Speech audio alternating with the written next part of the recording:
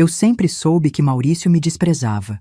Não precisava ser inteligente para perceber o jeito como ele desviava o olhar quando eu falava, ou como suspirava alto toda vez que minha filha Renata dizia que eu vinha almoçar no domingo. Mas nunca imaginei que ele seria capaz de me humilhar daquele jeito, na frente de estranhos, como se eu fosse um peso morto na vida dele. Você sabe o que é descobrir que sua própria família te vê como um fardo? Como um peso que precisa ser carregado até alguém ter coragem suficiente para te largar na beira da estrada. Eu descobri isso numa tarde de março de 2018, quando meu coração quase parou e meu genro mostrou quem realmente era. Feche os olhos e imagine a cena. Você está tendo um infarto, sua filha está desesperada e a única pessoa que pode te levar para o hospital te trata como um saco de lixo que precisa ser descartado o mais rápido possível. Foi exatamente isso que aconteceu comigo. Mas o que o Maurício não sabia, o que ninguém da minha família sabia, é que eu não era a velha indefesa que ele pensava. Sabe o que mais me doeu naquele momento? Não foi a dor no peito que me fez desmaiar no quintal. Foi perceber que, para o marido da minha filha, eu não passava de um estorvo. Uma sogra ultrapassada que plantava manjericão e fazia paçoca para os netos. Uma viúva que às vezes precisava de carona para o médico. O que ele não sabia é que essa velhinha inconveniente era dona de 40% da Unimed Regional São Paulo e que ia usar cada centavo dessa fortuna para ensinar uma lição que ele jamais esqueceria. Vocês querem saber como uma doméstica aposentada conseguiu humilhar publicamente um genro arrogante e ainda sair por cima? Então sentem-se confortáveis, porque esta história vai mexer com vocês de um jeito que talvez não esperem. E no final, talvez se perguntem se eu fiz a coisa certa ou se fui longe demais. Para entender como tudo aconteceu, preciso que vocês me conheçam de verdade. Meu nome é Maria Candida Neves, tenho 72 anos, e para todo mundo do bairro Vila Madalena, em São Paulo, eu sou só mais uma viúva que vive numa casa térrea com um quintal cheio de plantas. Acordo todo dia às 6 da manhã, faço café forte do jeito que o Osvaldo gostava e rego meus manjericões antes do sol esquentar demais. Às terças, vou ao mercado do seu Joaquim. Às quintas-feiras, vou à igreja. E aos domingos, recebo a família para almoço. Pelo menos, era assim que minha rotina funcionava até março de 2018. Minha filha Renata, de 45 anos, é cabeleireira. Tem um salão pequeno, mas arrumadinho no bairro, e sempre foi uma menina esforçada. Casou com o Maurício há 15 anos, e eles me deram 2 netos, Caio, de 12 anos, e Luana, de 8. Crianças lindas, educadas, que me chamam de Vó Candida e adoram ouvir minhas histórias. O problema sempre foi o Maurício. Desde o primeiro dia que a Renata trouxe ele em casa, eu senti que havia algo de errado. Não era uma coisa que dava para botar o dedo, entende? Era mais uma sensação, um incômodo que ficava no peito quando ele me olhava com aquele sorrisinho de canto de boca. Maurício trabalha numa loja de autopeças, ganha razoavelmente bem e sempre fez questão de deixar claro que ele era o homem da casa que sustentava a família. Para ele, eu era uma sogra antiquada que não entendia nada da vida moderna. Quando eu opinava sobre alguma coisa, ele fazia aquela carinha de quem está aturando uma criança birrenta.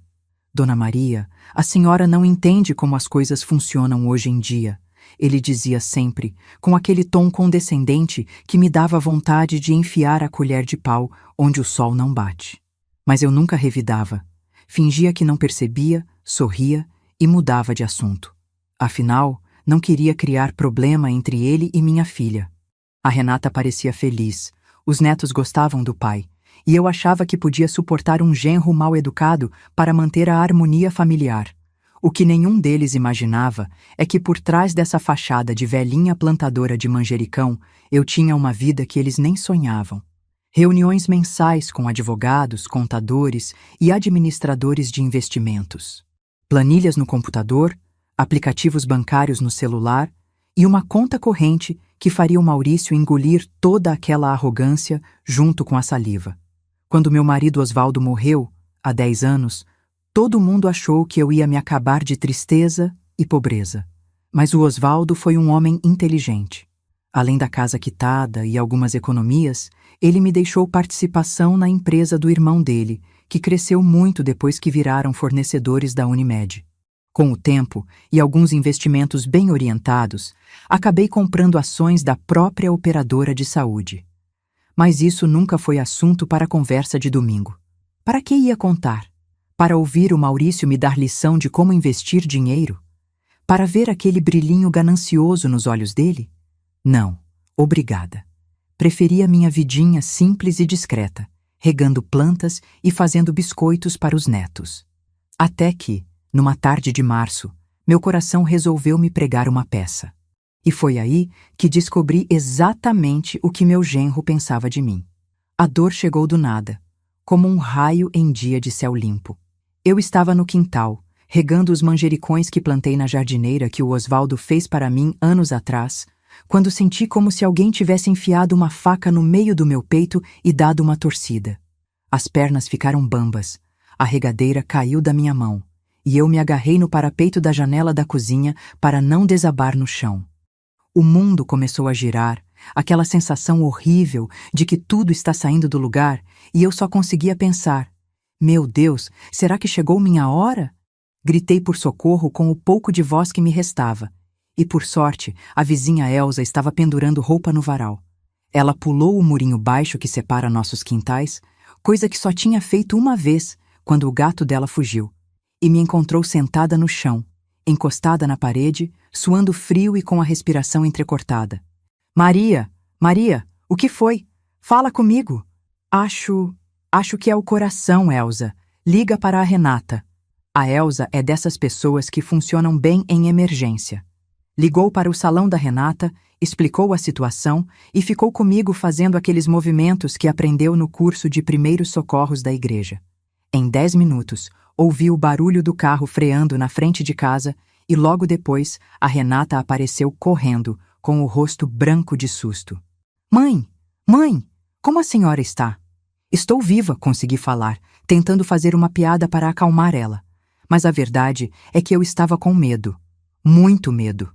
O Maurício chegou logo atrás, vindo direto do trabalho. Usava aquela camisa azul da loja de autopeças e tinha uma expressão no rosto que eu não conseguia decifrar. Não era exatamente preocupação. Era mais como irritação, como se eu tivesse interrompido alguma coisa importante dele. Vamos logo para o hospital, disse ele, sem nem me perguntar como eu estava. Pega as coisas dela aí, Renata. Eles me ajudaram a entrar no banco de trás do carro. Renata sentou do meu lado, segurando minha mão e repetindo: Calma, mãe, já estamos chegando. Maurício dirigia em silêncio, bufando toda vez que pegava trânsito, como se eu tivesse escolhido ter um infarto justamente para atrapalhar o dia dele. No caminho, eu tentava me concentrar na respiração, como tinha aprendido numas aulas de yoga para a terceira idade que fiz alguns anos atrás. Inspirar devagar, expirar devagar, não pensar na dor. Mas no fundo da mente, uma vozinha incômoda sussurrava: Olha como seu genro está preocupado contigo, Maria. Olha o carinho dele. O Hospital São Camilo estava movimentado naquela tarde de terça-feira. Maurício parou o carro na frente da emergência e disse para Renata descer comigo enquanto ele ia estacionar. Mas antes que ela pudesse abrir a porta, ele falou alguma coisa para minha filha que não conseguia ouvir direito. Ela fez uma cara estranha, assentiu com a cabeça e me ajudou a sair do carro. O que foi que ele disse? Perguntei. Nada não, mãe. Vamos entrando. Mas eu vi que tinha sido alguma coisa. Renata evitou meu olhar e ficou com aquela expressão de quem está escondendo alguma coisa. Ainda bem que naquele momento a dor voltou com tudo, e eu não tive cabeça para insistir no assunto. Na recepção, uma moça jovem de uniforme cor-de-rosa me atendeu com gentileza. Perguntou o meu nome, meus dados, e estava começando a preencher uma ficha quando Maurício apareceu. Renata tinha ido resolver alguma coisa no estacionamento. Pelo menos foi o que ela disse. E foi aí que minha vida mudou para sempre. Maurício se aproximou da recepcionista e, sem olhar para mim, começou a falar num tom que jamais vou esquecer. Olha, essa senhora aqui passou mal. Ela não tem convênio, então vocês se virem aí. Eu trouxe porque sou genro, mas não tenho obrigação nenhuma. Eu fiquei paralisada. Não pela dor no peito, que até tinha diminuído um pouco. Fiquei paralisada pela frieza, pela desumanidade daquelas palavras. Como se eu fosse um objeto que ele tinha trazido para conserto e agora queria se livrar o mais rápido possível. A recepcionista ficou sem graça, me olhou com aquela piedade que dói mais do que qualquer remédio amargo e perguntou baixinho: A senhora não tem nenhum familiar que possa... Responsável é a filha dela, cortou Maurício. Eu só dei a carona. Só dei a carona. Como se eu fosse uma desconhecida que ele pegou no ponto de ônibus. Como se 15 anos de almoços de domingo, de aniversários, de natais, não valessem nada. Como se eu não fosse a mãe da mulher que ele dizia amar. Naquele momento, algo se quebrou dentro de mim. Não foi só meu coração que quase parou naquele dia. Foi também minha ilusão de que, no fundo, Maurício tinha algum respeito por mim. Foi a ingenuidade de achar que família era família, independente de sangue ou documento. E foi aí que tomei uma decisão que mudaria nossa relação para sempre. Quando o doutor Fernando Cardoso apareceu na recepção, eu ainda estava processando o choque da humilhação. Um homem de uns 40 anos, cabelo grisalho nas têmporas, jaleco impecável e aquele jeito sério mais gentil que os bons médicos têm. Ele me examinou com cuidado, pediu alguns exames preliminares e, quando foi preencher a ficha de internação, fez a pergunta que mudou tudo. A senhora tem algum convênio médico? Eu olhei bem nos olhos do Maurício, que estava encostado na parede mexendo no celular com aquela cara de quem tinha pressa de ir embora, e falei com a voz mais firme que consegui. Tenho sim, doutor. Unimed Premium. Maria Candida Neves. O rosto do médico mudou completamente quando ele digitou meu nome no sistema. Os olhos se arregalaram, ele olhou para mim, depois para a tela, depois para mim de novo, como se não acreditasse no que estava vendo. A senhora é a Maria Candida? A proprietária? Sou eu mesma. O que aconteceu depois foi como assistir um filme em câmera lenta. O médico chamou a supervisora, que chamou o diretor administrativo, que apareceu em 5 minutos com aquele sorriso de quem acabou de descobrir que está na presença de alguém muito importante. Maurício parou de mexer no telefone e ficou olhando toda aquela movimentação, ainda sem entender nada. Eu podia ver a confusão crescendo no rosto dele. Aquela expressão de quem está tentando encaixar as peças de um quebra-cabeças muito complicado. Dona Maria? Disse o diretor administrativo, um homem elegante de terno cinza. A senhora vai para o quarto VIP imediatamente. E qualquer coisa que precisar, qualquer coisa mesmo, é só mandar me chamar. Foi nessa hora que vi meu genro engolir seco. Renata chegou correndo, preocupada com toda aquela confusão, e eu expliquei baixinho para ela enquanto me levavam para o elevador privativo. O rosto da minha filha passou por várias expressões: surpresa, orgulho e depois uma raiva surda quando ela entendeu exatamente o que o marido tinha feito. No quarto VIP, que mais parecia suíte de hotel 5 estrelas, fiquei sozinha por alguns minutos, fingindo descansar enquanto minha mente trabalhava a 1000 por hora. Maurício tinha me humilhado na frente de estranhos, tratado como lixo que precisava ser descartado o mais rápido possível. E agora descobria que eu não era a velha inconveniente que ele pensava. Peguei meu celular, um iPhone que comprei no ano anterior e que sempre escondi da família para não ouvir palpites, e comecei a fazer algumas ligações estratégicas.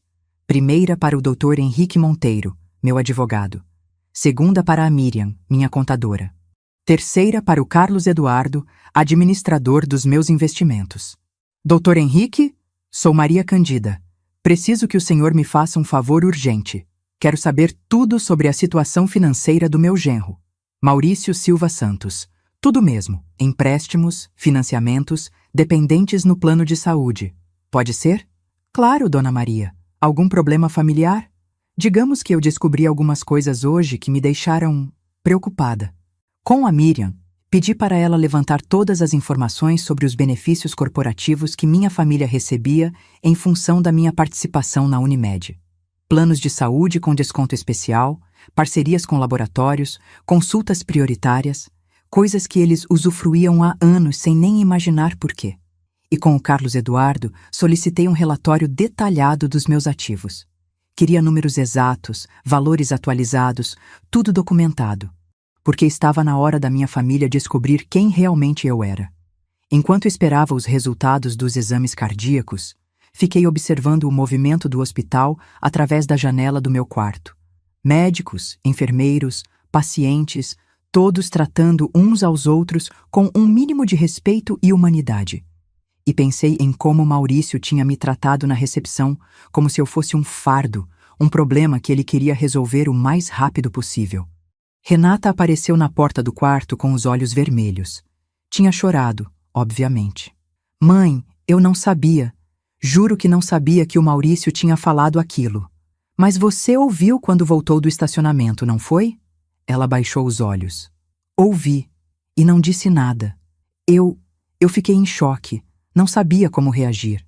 Entendi que minha filha estava numa situação difícil, casada há 15 anos com 2 filhos, dependente financeiramente do marido. Não era fácil confrontar alguém nessas circunstâncias, mas isso não diminuía a decepção que senti. Renata, senta aqui do meu lado. Ela se aproximou da cama, ainda com aquela cara de criança que aprontou alguma coisa. Filha, você me conhece há 45 anos. Eu já te decepcionei alguma vez?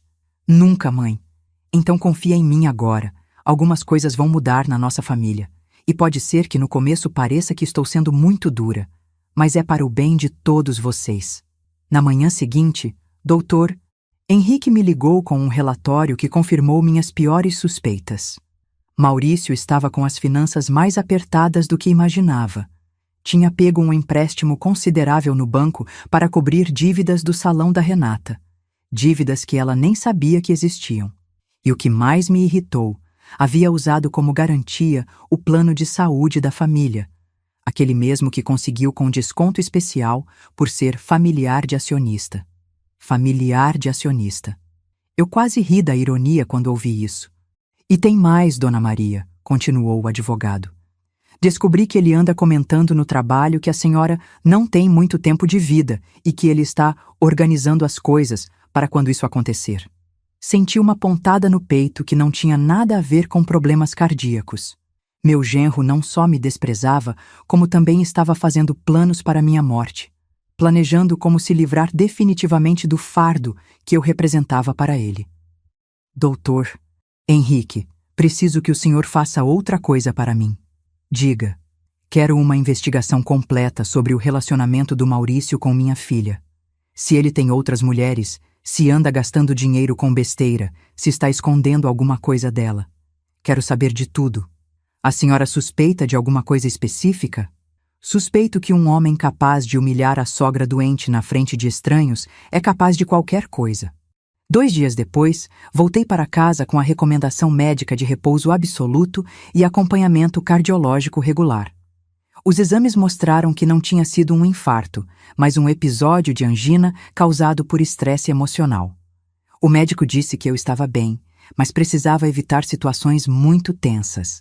Se ele soubesse o que eu estava planejando, teria me internado para o resto da vida.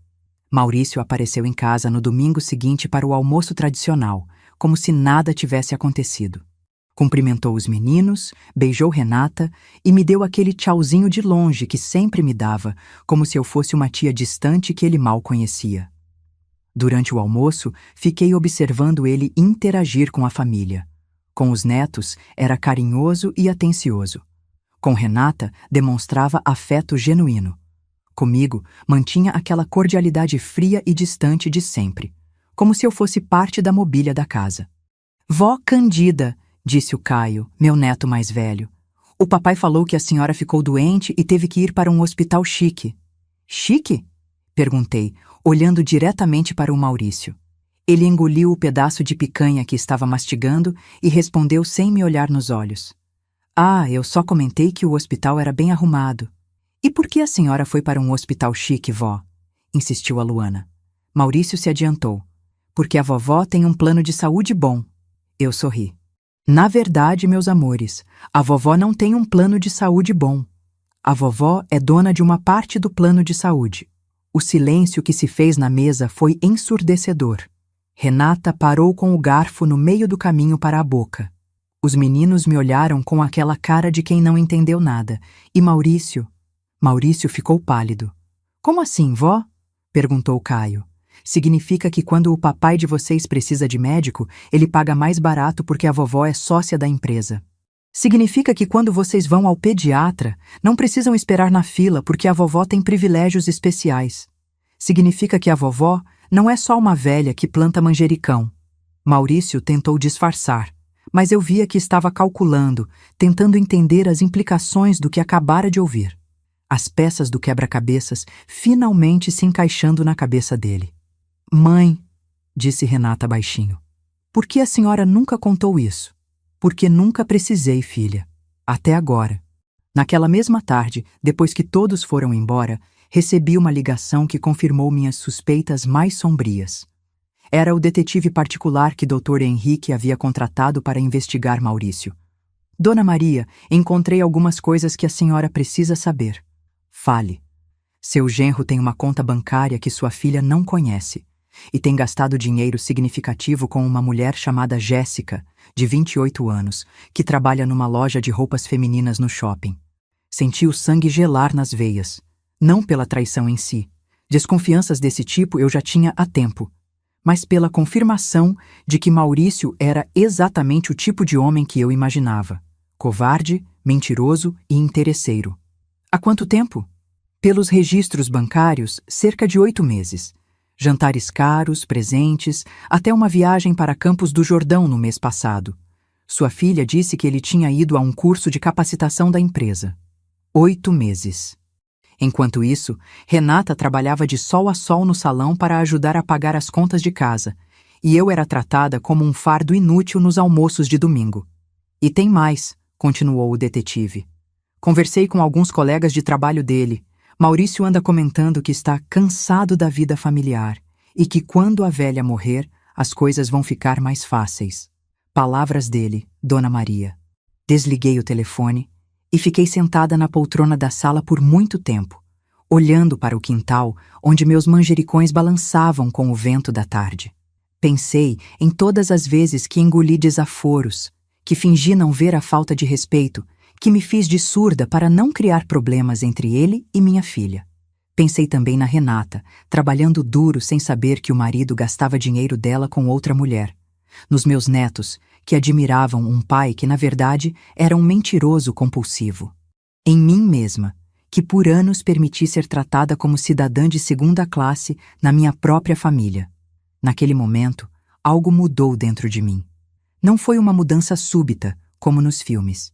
Foi mais como uma porta se fechando devagar, com um clique definitivo.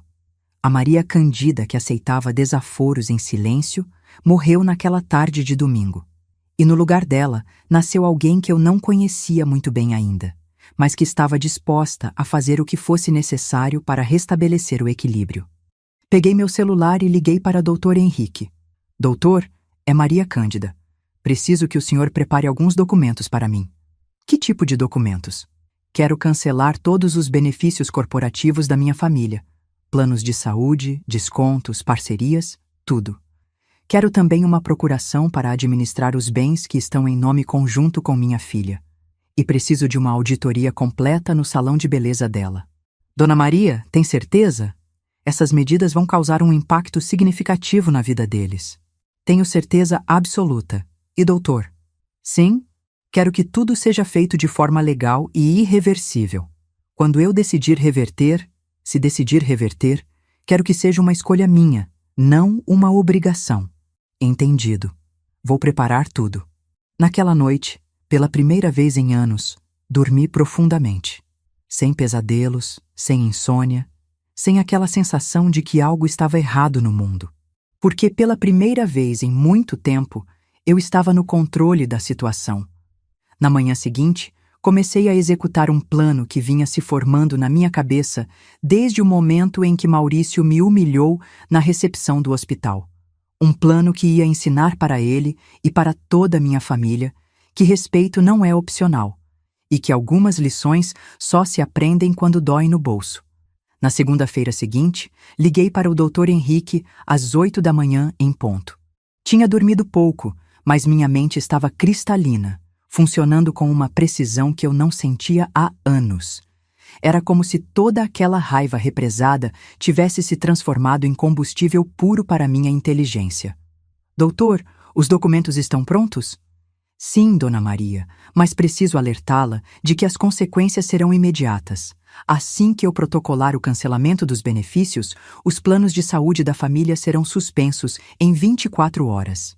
Perfeito. E a auditoria do salão? Já está em andamento. Minha contadora encontrou algumas irregularidades interessantes. Parece que seu genro tem usado o CNPJ do estabelecimento para fazer compras pessoais, declarando como despesas empresariais. Sorri sozinha. Maurício não era apenas um genro desrespeitoso e um marido infiel. Era também um pequeno fraudador. Isso tornava tudo mais fácil. Doutor Henrique, quero que o senhor prepare mais um documento. Uma carta formal comunicando essas irregularidades fiscais para a Receita Federal. Mas não protocolem ainda. Guardem como garantia. Dona Maria, isso é justiça, doutor. Um homem que trata a sogra como lixo e rouba da própria esposa merece conhecer as consequências dos próprios atos. 2 horas depois, recebi a ligação que estava esperando. Era Renata, aos prantos. Mãe! Mãe, aconteceu uma coisa terrível. O plano de saúde foi cancelado do nada. Eles disseram que foi por decisão da proprietária. A senhora sabe de alguma coisa? Fingi surpresa. Cancelado? Como assim, filha? Todos os planos da família. O meu, do Maurício, das crianças. E o pior é que o Caio estava com consulta marcada com o ortopedista hoje à tarde por causa do joelho. Agora vamos ter que pagar particular. Nossa, que situação complicada. Você não tem ideia do que pode ter acontecido? Nenhuma. O Maurício está desesperado. Disse que vai no hospital hoje para tentar resolver. Após desligar, peguei meu iPhone e mandei uma mensagem para o diretor administrativo do Hospital São Camilo. Senhor Roberto, se meu genro Maurício Silva Santos aparecer aí hoje pedindo para reativar os planos da família, por favor me ligue antes de tomar qualquer decisão. Muito obrigada, Maria Candida Neves. A resposta veio em 5 minutos. Claro, Dona Maria. Qualquer coisa que envolva sua família será comunicada diretamente à senhora.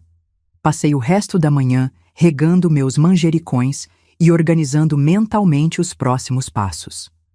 Maurício provavelmente tentaria resolver a situação usando seu charme masculino e alguma história inventada, mas descobriria que, no mundo dos negócios, o dinheiro fala mais alto que qualquer lábia. Às 2 da tarde, meu telefone tocou. Dona Maria, aqui é Roberto, do São Camilo. Seu genro esteve aqui há pouco pedindo para conversar comigo sobre a reativação dos planos. Disse que houve um mal-entendido. E o que o senhor respondeu? Que todas as decisões relacionadas aos benefícios corporativos dependem de autorização da proprietária. Ele ficou bastante alterado quando soube que a senhora teria que aprovar pessoalmente qualquer mudança. Como assim alterado? Ele... Bem, usou algumas palavras inadequadas para se referir à senhora. Tive que pedir para ele se retirar do hospital. Perfeito. Maurício estava perdendo a compostura, mostrando sua verdadeira face para pessoas importantes. Cada explosão de raiva dele fortalecia minha posição e enfraquecia qualquer simpatia que pudesse ter. Roberto, muito obrigada por me manter informada. E, por favor, registre no sistema que eu gostaria de ser comunicada sobre qualquer tentativa futura de contato da família Silva Santos. Certamente, Dona Maria. No final da tarde, Renata apareceu em casa com os olhos inchados de tanto chorar. Maurício não tinha vindo. Provavelmente estava se escondendo da vergonha de ter perdido a linha no hospital. Mãe, a senhora precisa me ajudar. Não sei o que fazer. Senta aqui, filha. Conta tudo para mim. O Maurício foi no hospital tentar resolver o problema do plano. Mas parece que ele discutiu com o diretor e foi praticamente expulso de lá. Agora não sei como vamos pagar as contas médicas das crianças. Fingi surpresa e preocupação. Discutiu? Mas por quê? Não sei direito. Ele chegou em casa falando que foi tudo um mal-entendido, que alguém está querendo prejudicar nossa família.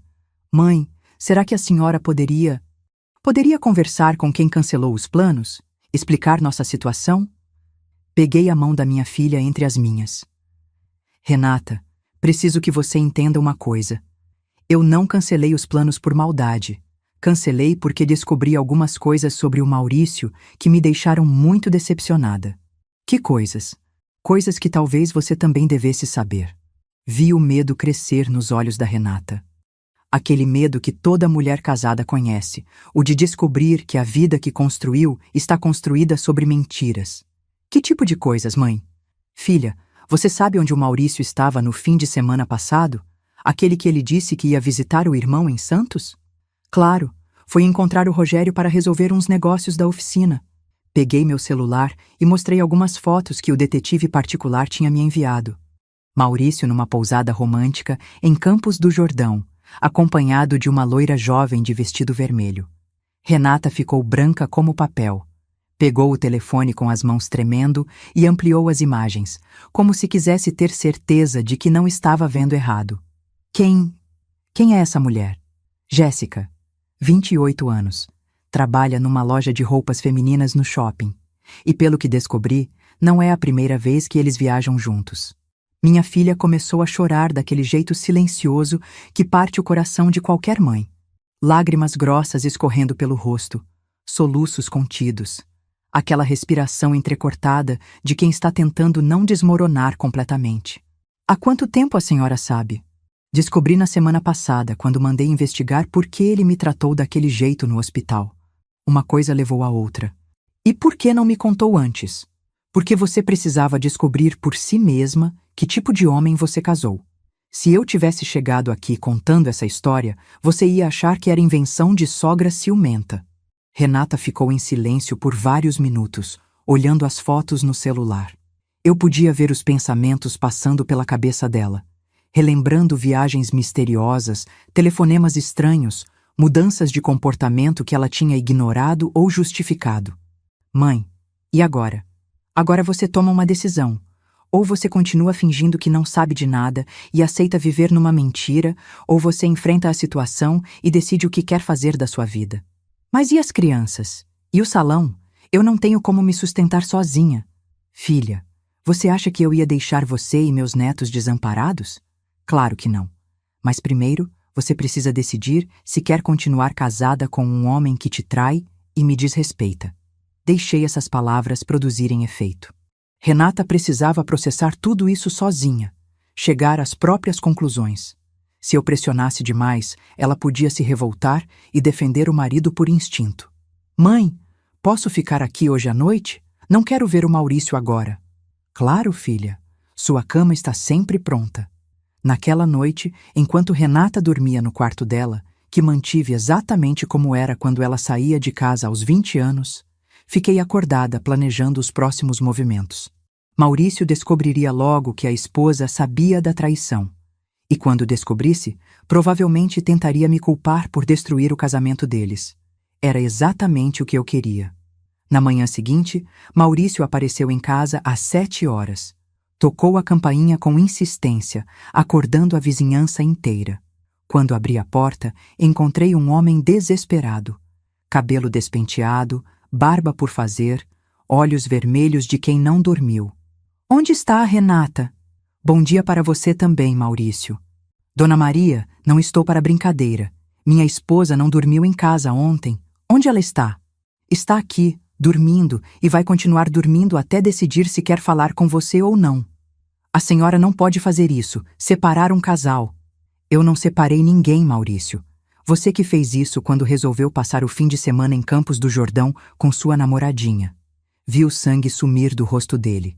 Por um momento, pensei que fosse desmaiar ali na minha porta. Como a senhora... Como eu soube?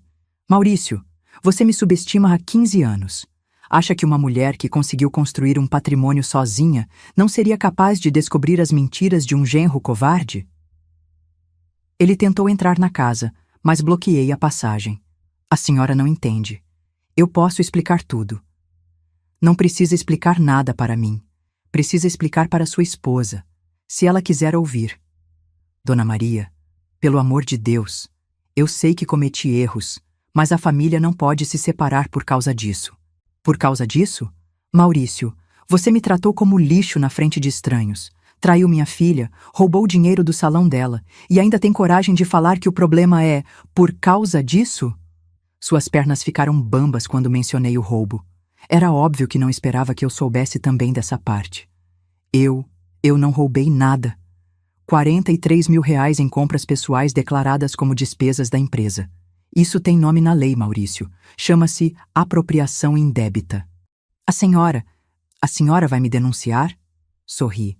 Um sorriso frio, calculado, que deixou claro que agora eu estava no controle da situação. Isso vai depender de como você se comportar daqui para frente. Durante os 3 dias seguintes, Maurício tentou de tudo para reverter a situação. Ligou para mim dezenas de vezes, mandou flores, até apareceu com os netos numa tentativa desesperada de me amolecer. Mas eu estava determinada a levá-lo ao limite antes de decidir se merecia uma segunda chance. Renata ficou na minha casa durante esse período, tentando decidir o que fazer com o casamento. Via minha filha lutando entre o amor que ainda sentia pelo marido e a decepção das traições descobertas. Era doloroso assistir, mas necessário. Algumas lições só se aprendem sofrendo. Na quinta-feira, recebi uma ligação inesperada. Era o patrão do Maurício, dono da loja de autopeças. Dona Maria, aqui é Sebastião Oliveira, chefe do Maurício. A senhora tem 1 minuto? Claro, seu Sebastião. O que aconteceu? É que o Maurício está numa situação muito complicada aqui no trabalho. Não consegue se concentrar, está atendendo mal os clientes. E hoje pela manhã discutiu com um fornecedor importante. Ele comentou que está com problemas familiares sérios. Entendo. Dona Maria, não é da minha conta, mas o Maurício é um bom funcionário quando está bem. Será que a senhora poderia conversar com ele? Tentar resolver esse problema familiar? Era interessante ver como as pessoas reagiam quando Maurício estava sob pressão. O homem arrogante e controlador que me desrespeitava em casa se transformava num funcionário problemático no trabalho. A pressão estava funcionando. Seu Sebastião, vou ser honesta com o senhor. Meu genro me desrespeitou gravemente, traiu minha filha e ainda por cima andou fazendo umas coisas erradas com dinheiro. Não sou eu que preciso resolver problema familiar. É ele que precisa consertar o que quebrou. Nossa, Dona Maria, não sabia que era assim tão sério. É sério, sim. Mas diga para ele que se vier aqui em casa conversar comigo, com humildade e honestidade, talvez possamos encontrar uma solução. Na sexta-feira à noite, Maurício finalmente apareceu. Estava magro, abatido, com aquela aparência de quem perdeu o chão sob os pés. Renata estava na sala assistindo televisão com os meninos quando ele chegou. Posso entrar? Pode, respondeu minha filha, mas sem olhar para ele. Maurício cumprimentou os filhos, que correram para abraçá-lo. Crianças não entendem de traições e desrespeitos adultos, e depois se dirigiu a mim. Dona Maria, preciso conversar com a senhora. Então vamos conversar, aqui mesmo, na frente da família. Preferia que fosse reservado. Maurício, os problemas foram criados publicamente. Vão ser resolvidos publicamente também. Ele olhou para Renata, que continuava fingindo assistir ao programa de auditório, e depois se sentou na poltrona em frente ao sofá onde eu estava. Dona Maria, eu quero pedir desculpas. Por quê? Pelo que eu falei no hospital. Não foi certo. E só? Maurício engoliu seco. E por outras coisas que eu fiz. Que outras coisas? A senhora sabe. Eu sei, mas você precisa falar. Na frente da sua esposa e dos seus filhos. O silêncio que se fez na sala foi pesado como chumbo. Renata finalmente desligou a televisão e olhou diretamente para o marido. Os meninos perceberam que algo sério estava acontecendo e ficaram quietos no tapete onde estavam brincando. Eu traí a Renata. A voz dele saiu quase num sussurro, mas todos ouviram. Caio, de 12 anos, perguntou: Traiu como, papai? Mas Renata fez sinal para ele ficar quieto. E usei dinheiro do salão para coisas pessoais. Que tipo de coisas pessoais? Presentes, jantares, viagens. Para quem? Para outra pessoa. Renata começou a chorar.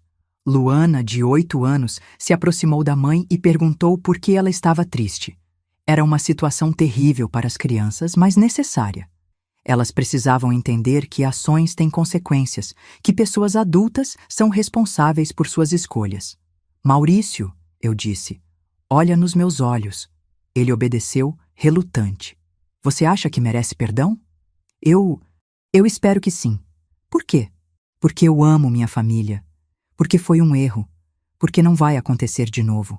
Como você pode ter certeza? Porque agora eu entendi. Entendi que posso perder tudo. Era exatamente a resposta que eu queria ouvir. Maurício não estava pedindo perdão por remorso genuíno.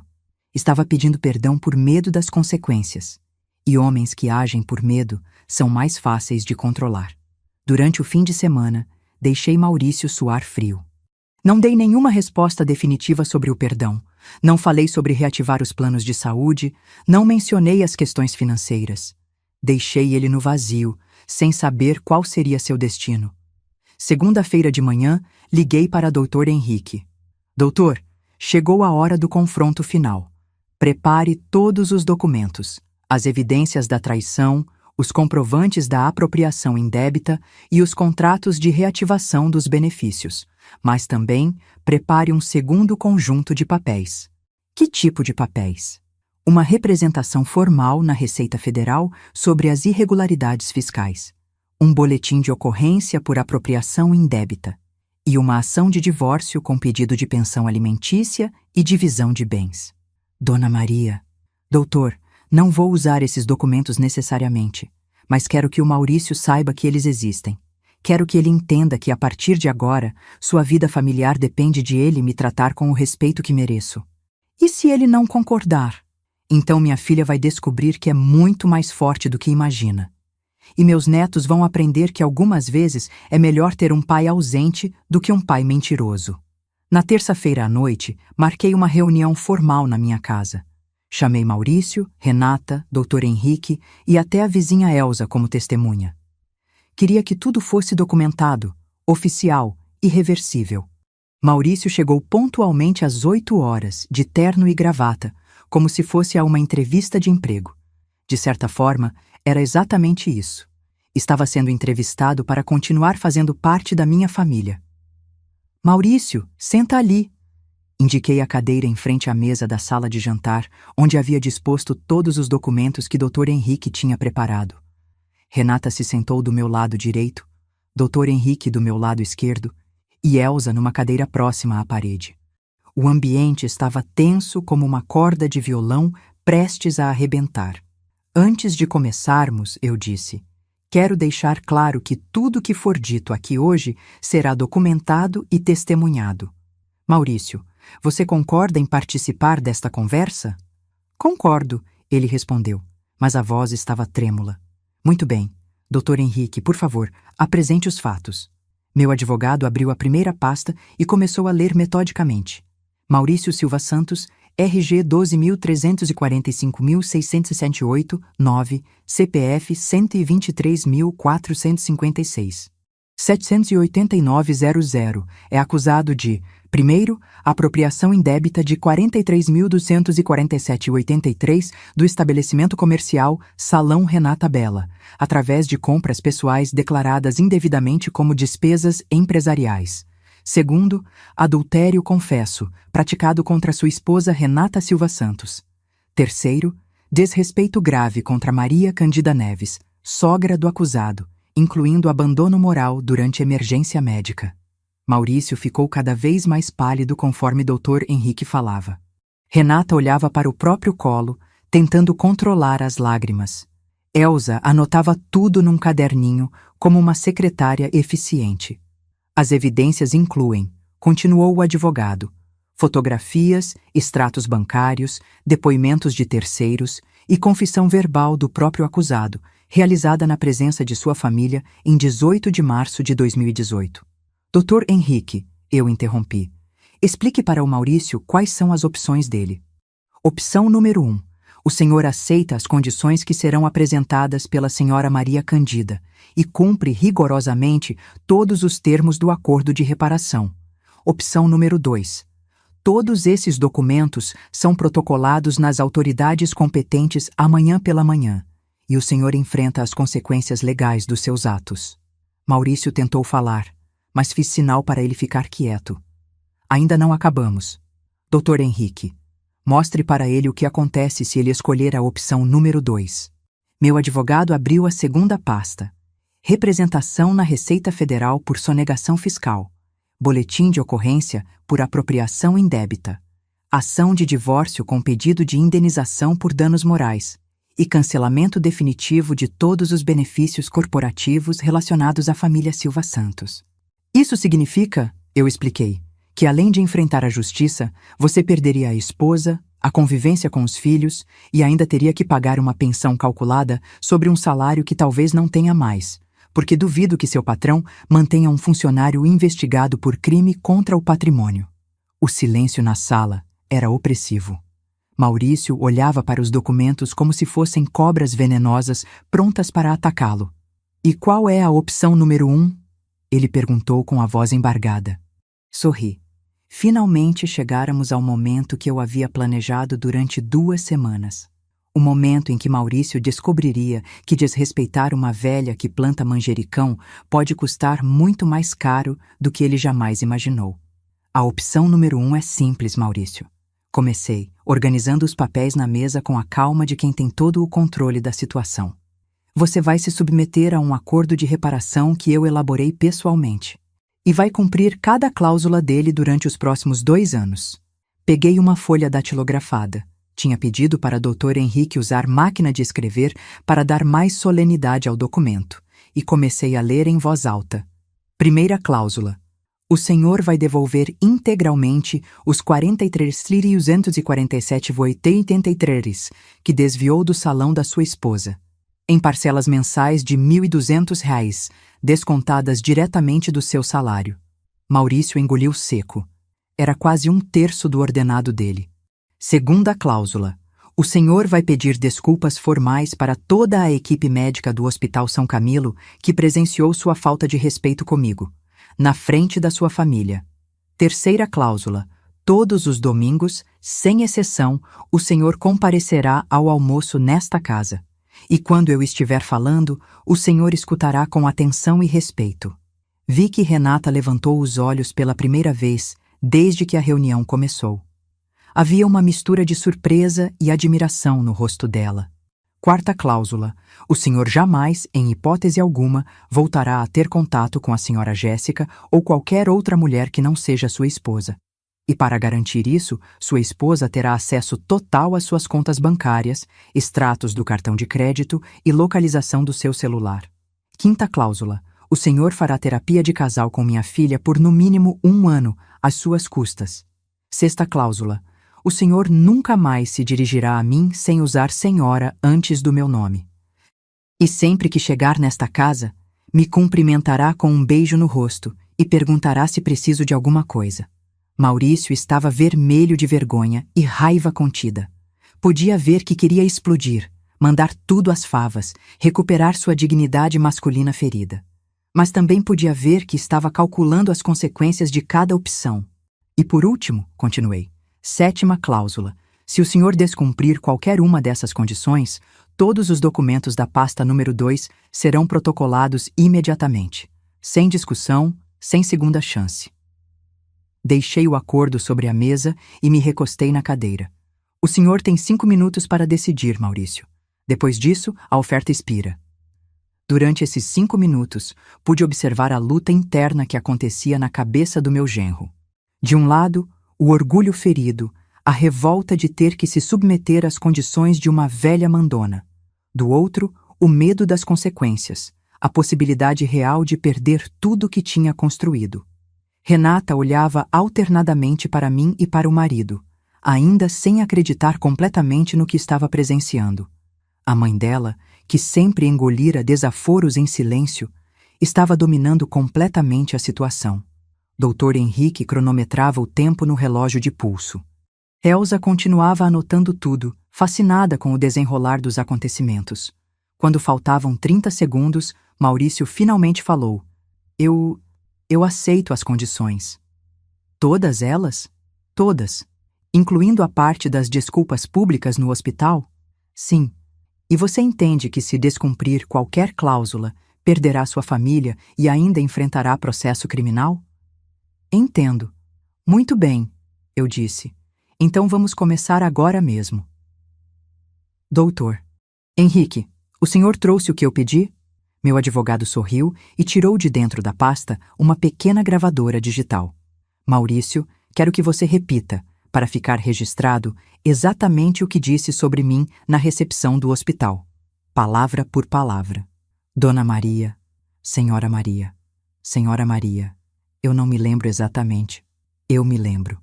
O senhor disse: essa senhora aqui passou mal. Ela não tem convênio, então vocês se virem aí. Eu trouxe porque sou genro, mas não tenho obrigação nenhuma. Confirma? Maurício baixou a cabeça. Confirmo. E agora quero que você explique para sua esposa e seus filhos, que vão ouvir essa gravação depois, por que tratou a avó deles dessa forma. Eu estava nervoso, com pressa, não pensei direito. Mentira. O senhor me trata com desrespeito há 15 anos. Só nunca imaginou que eu fosse capaz de reagir. Não é verdade? Silêncio. Responda, Maurício. É verdade. Por que me desrespeitava? Porque eu achava que a senhora era só o quê? Só uma sogra chata que não entendia da vida moderna. Renata soltou um gemido abafado. Ouvir o marido confessando sua ignorância e preconceito estava sendo doloroso para ela também. E quando descobriu que eu era proprietária de 40% da Unimed Regional São Paulo, o que o senhor sentiu? Fiquei assustado. Por quê? Porque percebi que tinha subestimado a senhora. Subestimado como? Achei que a senhora era uma velha sem recursos, sem conhecimento, sem poder. E agora o senhor entende que estava errado? Entendo. Desliguei o gravador e olhei diretamente nos olhos dele. Maurício, vou te contar uma coisa que talvez te ajude a entender quem eu realmente sou. Quando meu marido morreu, todo mundo achou que eu ia me acabar. Uma doméstica viúva, 3 filhos para criar, sem estudo superior. Mas sabe o que eu fiz? Ele balançou a cabeça negativamente. Estudei. Aprendi a mexer com o computador aos 60 anos. Fiz cursos de administração e contabilidade. Li livros sobre investimentos até os olhos sangrarem. Transformei a pequena herança que o Osvaldo me deixou numa fortuna que vocês nem imaginam. Peguei meu celular e mostrei a tela do aplicativo do banco. Sabe quanto tem nesta conta, Maurício? 2.400.000 reais. Sem contar os investimentos em ações, títulos e participações em empresas. Vi os olhos dele se arregalarem. Renata também ficou boquiaberta. Isso significa que eu poderia comprar 10 salões de beleza como o da minha filha. Poderia pagar a faculdade dos meus netos nas melhores universidades do país. Poderia viajar pelo mundo inteiro se quisesse. Fiz uma pausa dramática. Mas prefiro ficar aqui, na minha casinha simples, plantando manjericão e fazendo biscoitos para a família. Sabe por quê? Maurício estava mudo. Porque família é o que importa. Porque não adianta ter dinheiro se não tiver pessoas para compartilhar a vida. Porque acredito que pessoas podem mudar, podem aprender, podem se tornar melhores. Olhei diretamente para ele. Mas essa é a última chance, Maurício. A última vez que vou acreditar na possibilidade de mudança. Se me decepcionar de novo, não haverá dinheiro no mundo que me faça perdoar.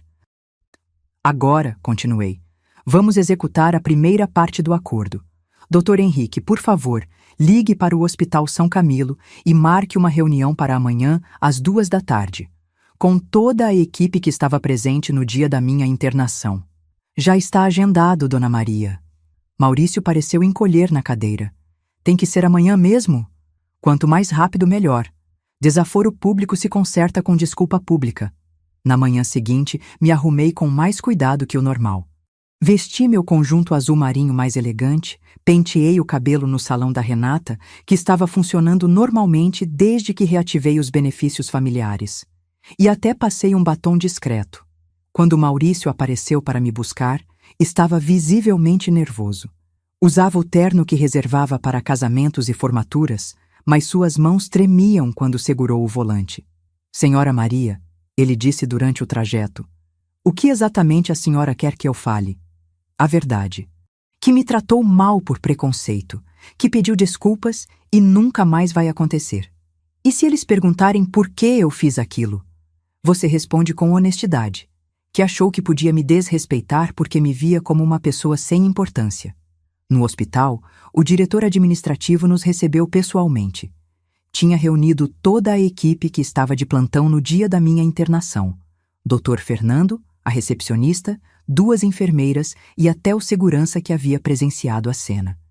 Dona Maria, disse o diretor, é uma honra recebê-la novamente em nossa instituição. Obrigada, Roberto.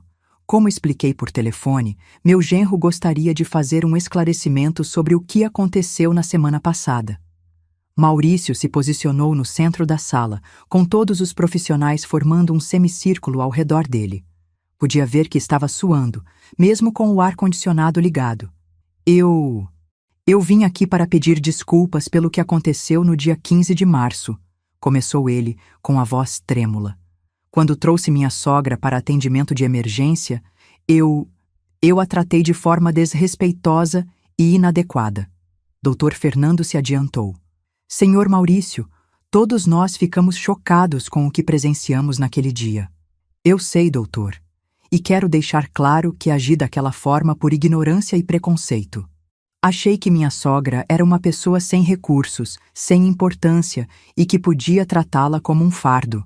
A recepcionista, uma moça jovem chamada Carla, disse: Senhor, aquilo foi muito constrangedor para todos nós. Tem razão, Carla. E descobri depois que minha sogra não é apenas uma pessoa digna de respeito, como todas são, mas também é proprietária desta instituição, o que torna meu comportamento ainda mais vergonhoso. O diretor interveio. Senhor Maurício, o que importa não é a posição social ou financeira da sua sogra. O que importa é que ela é um ser humano que merece dignidade. Exato, concordou Maurício. E por isso quero me comprometer, na frente de todos vocês, a nunca mais desrespeitar minha sogra ou qualquer outra pessoa idosa. Aprendi uma lição que vou levar para o resto da vida. Dr. Fernando se aproximou e estendeu a mão. Senhor Maurício, admiro sua coragem de vir aqui reconhecer o erro. Isso mostra caráter. Quando saímos do hospital, Maurício estava visivelmente emocionado. No carro, ele ficou em silêncio por alguns minutos antes de falar. Senhora Maria, posso fazer uma pergunta? Pode. Por que a senhora não me contou antes que era rica, que tinha esse poder todo? Sorri e olhei pela janela, vendo São Paulo passar lá fora com seu trânsito caótico e sua vida pulsante. Maurício, se eu tivesse contado, você me respeitaria pelo que tenho ou pelo que sou? Ele ficou pensativo. Provavelmente pelo que a senhora tem. Pois é. E esse não é o tipo de respeito que eu quero. Quero que me respeitem porque sou uma pessoa que merece respeito. Porque sou a mãe da sua esposa, a avó dos seus filhos, alguém que viveu muito e tem experiência para compartilhar. Entendi. Espero que sim, Maurício. Porque de agora em diante, nossa relação vai ser baseada em respeito mútuo genuíno, não no medo das consequências ou na ganância por benefícios. Quando chegamos em casa, Renata estava nos esperando com um almoço especial. Pela primeira vez em 15 anos, vi meu genro se aproximar de mim, me dar um beijo no rosto e perguntar: Senhora Maria, posso ajudá-la em alguma coisa? Pode sim, Maurício. Pode me ajudar a pôr a mesa. E depois pode me contar como foi seu dia no trabalho. Durante o almoço, observei minha família reunida. Maurício estava diferente, mais humilde, mais atencioso. Renata parecia aliviada, como se um peso tivesse saído de seus ombros. Os netos brincavam normalmente, felizes por ter os pais juntos de novo. Não era o final perfeito dos contos de fadas. Maurício provavelmente levaria tempo para mudar completamente, se é que mudaria. Renata precisaria reconstruir a confiança no casamento. E eu teria que manter vigilância constante para garantir que os acordos fossem cumpridos. Mas era um começo. E às vezes, um começo já é uma vitória. Naquela tarde, enquanto regava meus manjericões, pensei em tudo que tinha acontecido. 3 semanas antes, eu era uma sogra desrespeitada e ignorada. Hoje, era uma matriarca respeitada e temida. Tinha usado meu poder financeiro como uma arma, minha inteligência como estratégia e minha paciência como virtude. Será que tinha feito a coisa certa? Será que tinha sido muito cruel? Essas perguntas provavelmente me acompanhariam por muito tempo, mas quando vi Maurício se aproximar do quintal e perguntar, genuinamente interessado, sobre como plantar manjericões, soube que pelo menos tinha plantado uma semente de mudança. E às vezes é tudo que uma velha vingadora pode fazer. Hoje faz exatamente 6 meses desde aquela tarde de março que mudou tudo. Estou aqui no meu quintal, regando os manjericões como sempre fiz, mas sou uma pessoa completamente diferente da mulher que desmaiou entre essas plantas meio ano atrás. Maurício cumpriu rigorosamente todas as cláusulas do nosso acordo. Todos os domingos, sem falta, ele aparece às 11h30 da manhã, me cumprimenta com um beijo no rosto e pergunta se preciso de alguma coisa. Durante o almoço, quando falo, ele escuta com atenção genuína, ou pelo menos finge muito bem. Já devolveu metade do dinheiro que desviou do salão, e as prestações chegam certinhas na conta da Renata, todo dia 5. A terapia de casal está funcionando. Minha filha parece mais confiante, mais dona de si mesma. Descobriu que tem voz ativa no casamento e não precisa aceitar qualquer coisa em nome da harmonia familiar. O psicólogo deles, Dr. Carlos, me disse numa conversa informal que raramente viu um casal se reconstruir de forma tão consistente depois de traumas tão profundos. Os netos voltaram ao pediatra de sempre, com o plano de saúde reativado. Caio até me agradeceu por ter ajudado o papai a ficar mais educado. Crianças percebem tudo, mesmo que não entendam completamente. Mas se querem saber a verdade real, que não conto para ninguém da família, eu não sinto a satisfação que esperava sentir. Todas as noites, antes de dormir, fico pensando se fui longe demais. Se usar meu poder financeiro para humilhar um homem foi realmente justiça ou apenas vingança disfarçada de lição de moral. Se destruir o orgulho de alguém pode ser considerado educação ou apenas crueldade refinada. Maurício mudou, isso é inegável. Mas mudou por amor ou por medo? E qual é a diferença, no final das contas, se o resultado é o mesmo? Às vezes, quando o vejo forçar aquele sorriso respeitoso, quando o ouço chamar Senhora Maria com aquela reverência exagerada, sinto uma pontada de algo que não consigo identificar. Não é remorso exatamente. É mais como vazio. Como se tivesse vencido uma guerra que não precisava ser travada. A vizinha Elsa, que agora me trata como uma celebridade local depois de testemunhar todo o confronto, sempre comenta: Maria, você deu uma lição e tanto naquele genro arrogante. Ele mereceu. Será que mereceu? Ou será que eu me transformei exatamente no tipo de pessoa que sempre critiquei? Alguém que usa o poder para intimidar os mais fracos? Porque no final das contas, Maurício sempre foi mais fraco que eu. Não financeiramente apenas, mas intelectualmente, emocionalmente. Um homem de inteligência mediana, educação limitada, que se sentia importante diminuindo outros. E eu, com minha experiência de vida, minha paciência estratégica, minha rede de contatos profissionais, era uma adversária desproporcional para ele. Foi uma luta justa? Ou foi como um adulto brigando com uma criança? Essas reflexões me atormentam especialmente durante as madrugadas, quando acordo às 3 da manhã e não consigo voltar a dormir. Fico na cozinha, tomando chá de camomila, olhando pela janela para o quintal onde tudo começou. O que mais me perturba não é o que fiz com Maurício, é o que descobri sobre mim mesma no processo. Descobri que sou capaz de frieza calculista que jamais imaginei possuir, que posso planejar a destruição psicológica de alguém com a mesma metodicidade com que organizo uma receita de bolo, que consigo sentir prazer, sim, prazer, ao ver um homem arrogante implorar por misericórdia. Isso me assusta. Porque se fui capaz disso com Maurício, do que mais seria capaz se alguém me ferisse de forma ainda mais profunda? Durante esses 6 meses, outras pessoas da família e do bairro começaram a me tratar de forma diferente. Há uma mistura de respeito e medo nos olhos delas, como se eu fosse uma bomba-relógio disfarçada de vovozinha inofensiva. Meu filho Roberto, que mora em Curitiba, veio me visitar mês passado e comentou: Mãe, o que houve com a senhora? A Renata me contou umas coisas. A senhora mudou. E é verdade. Mudei. A Maria Cândida, que engolia desaforos, morreu naquele hospital. A que nasceu no lugar dela é mais forte, mais respeitada, mais temida. Mas também é mais solitária, mais desconfiada, mais fria. Antes, quando meus netos vinham me visitar, eles corriam direto para meus braços e começavam a contar segredos, fazer perguntas bobas, pedir para eu inventar histórias. Agora, eles me cumprimentam educadamente, como se eu fosse uma diretora de escola rígida. Respeitam, mas perdemos aquela intimidade espontânea. Mesmo Renata mudou comigo. Continua carinhosa, claro, mas há uma distância nova entre nós.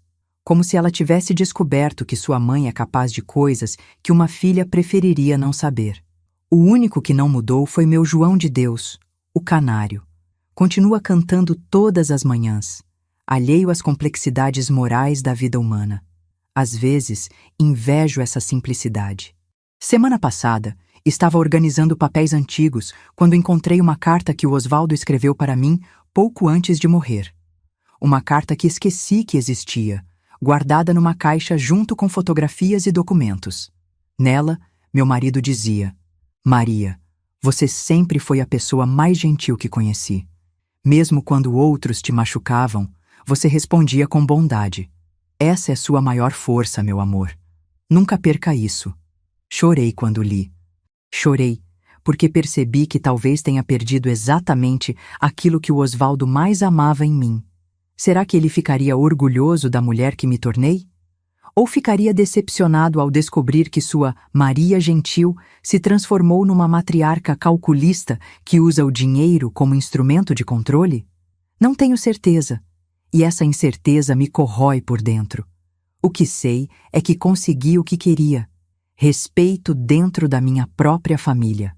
Maurício nunca mais me desrespeitará. Renata valoriza mais minha opinião, os netos me veem como uma figura de autoridade. Mas será que era isso mesmo que eu queria? Ou será que o que realmente desejava era apenas ser amada genuinamente, sem precisar usar o medo como mediador? Vocês que estão me ouvindo provavelmente se perguntam se faria tudo de novo. Se tivesse outra chance, se conhecesse o preço emocional que pagaria, escolheria o mesmo caminho? A resposta é sim. E isso é o que mais me assombra, porque aprendi algo sobre mim mesma nesses 6 meses. Eu gosto do poder. Gosto de ver o respeito nos olhos das pessoas quando descobrem quem eu realmente sou.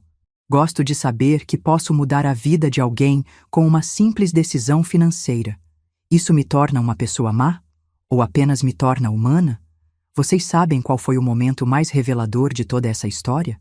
Não foi quando humilhei Maurício no hospital. Não foi quando o forcei a aceitar meu acordo. Foi há 3 semanas, quando o João do mercado, aquele que me vende verduras há 10 anos, descobriu através da vizinhança que eu era a dona da Unimed. Ele sempre me tratou bem, sempre reservava as melhores frutas para mim, sempre perguntava pela família. Mas naquele dia, pela primeira vez, vi medo nos olhos dele. Medo de que eu pudesse prejudicá-lo de alguma forma se ele não me agradasse. E senti prazer com aquele medo. Um prazer escuro, perturbador, mas real. Foi nesse momento que entendi completamente o que tinha me tornado. Uma velha poderosa que as pessoas respeitam mais por intimidação do que por afeto genuíno. A questão é, isso me incomoda o suficiente para mudar? Honestamente? Não sei, porque poder é viciante. Respeito é sedutor. E depois de passar 70 anos da minha vida sendo subestimada, diminuída, tratada como mobília, confesso que estou gostando de ser temida. Maurício continua cumprindo nosso acordo religiosamente. Mas às vezes percebo um brilho de ressentimento nos olhos dele, uma raiva contida que ele disfarça muito bem. E me pergunto, o que acontecerá quando ele se cansar de representar o genro arrependido? Quando decidir que já pagou o suficiente pelos próprios erros? Será que tentará algum tipo de vingança? Será que tentará virar o jogo contra mim? Estranhamente, essa possibilidade não me assusta. Na verdade, quase me excita. Como se eu tivesse gostado tanto do confronto que estivesse esperando o próximo round. E isso é doentio. Eu sei que é doentio. Mas talvez seja tarde demais para voltar atrás. Talvez, quando você prova do gosto do poder, não consegue mais viver sem ele. Renata está grávida. Descobrimos na semana passada. Vai ser meu 5º neto, uma menina. Ela quer colocar o nome de Candida em minha homenagem. Fiquei emocionada quando ela me contou, mas também fiquei preocupada. Que tipo de avó essa criança vai ter? A vovó gentil que fazia biscoitos e contava histórias, ou a matriarca temida que resolve conflitos através de chantagem financeira? E que tipo de mundo estou criando para essa família? Um mundo onde as pessoas se respeitam por amor ou por medo? Essas são perguntas que não consigo responder. E talvez essa incerteza seja a minha verdadeira punição. Deixem-me contar uma última coisa. Algo que não compartilhei nem com Renata. Semana passada, recebe uma ligação de uma mulher desconhecida. Ela se apresentou como Jéssica. Sim, a mesma Jéssica que teve o caso com Maurício. Dona Maria, ela disse, eu sei que não deveria ligar para a senhora, mas preciso falar. O que você quer? Quero pedir desculpas. Não sabia que Maurício era casado quando tudo começou. Ele me disse que estava separado. Típico. Maurício não tinha coragem nem para ser honesto com a amante. E por que está me ligando agora? Porque ele voltou a me procurar. Ontem. Disse que estava cumprindo um teatro para a família, mas que logo tudo voltaria ao normal. Senti o sangue gelar nas veias. Não de surpresa. Eu sempre soube que a mudança dele poderia ser superficial, mas de raiva pura. E o que você respondeu? Que não queria mais nada com ele. Que um homem capaz de enganar a esposa e mentir para a amante não prestava para nada. Desliguei o telefone e fiquei sentada na cozinha por horas, digerindo essa informação. Maurício estava apenas representando. Fingia no arrependimento, cumprindo nosso acordo como uma penitência temporária, esperando que eu baixasse a guarda para voltar à vida de traições e mentiras. Vocês querem saber o que senti? Alegria. Alegria pura. Porque isso significava que o jogo não tinha acabado. Que eu teria mais uma oportunidade de usar meu poder, de aplicar minha inteligência estratégica, de sentir aquela adrenalina do confronto. E é aí que percebi que me tornei exatamente aquilo que mais temia. Uma pessoa que precisa de conflito para se sentir viva. Por enquanto não disse nada para Renata. Não mostrei as cartas que tenho na manga. Estou deixando Maurício se sentir seguro, confiante de que me enganou. Mas quando ele menos esperar, talvez durante um almoço de domingo, na frente de toda a família, vou revelar que sei de tudo. E desta vez, não haverá acordo. Não haverá segunda chance. Desta vez, será guerra total. Vocês acham que isso me faz uma pessoa má? Ou apenas uma pessoa que aprendeu que, neste mundo, ou você come ou é comido? Eu costumava plantar manjericões por amor às plantas, pelo prazer de ver algo crescer e florescer. Agora, planto porque gosto de controlar cada aspecto do crescimento, de decidir quais mudas vivem e quais morrem. É uma mudança sutil, mas profunda, e talvez seja irreversível. A verdade é que descobri algo perturbador sobre mim mesma. Eu sou boa demais nisso. Boa demais em manipular, em planejar, em usar as fraquezas das pessoas contra elas mesmas. E quando você descobre que tem um talento natural para algo, mesmo que seja algo moralmente questionável, é difícil não querer usá-lo. Então, deixo um aviso para vocês, especialmente para aqueles que pensam que podem desrespeitar pessoas idosas por achá-las fracas e indefesas. Cuidado, muito cuidado, porque alguns de nós passamos a vida inteira aprendendo, observando, acumulando recursos e conhecimento. E quando finalmente decidimos usar esse poder, vocês descobrem que subestimaram completamente o adversário. Maurício me subestimou porque viu apenas uma velha que plantava manjericões. Não viu a inteligência afiada, a paciência estratégica, os recursos financeiros, a rede de contatos profissionais. Quantas outras velhinhas inofensivas vocês conhecem que podem estar escondendo segredos semelhantes?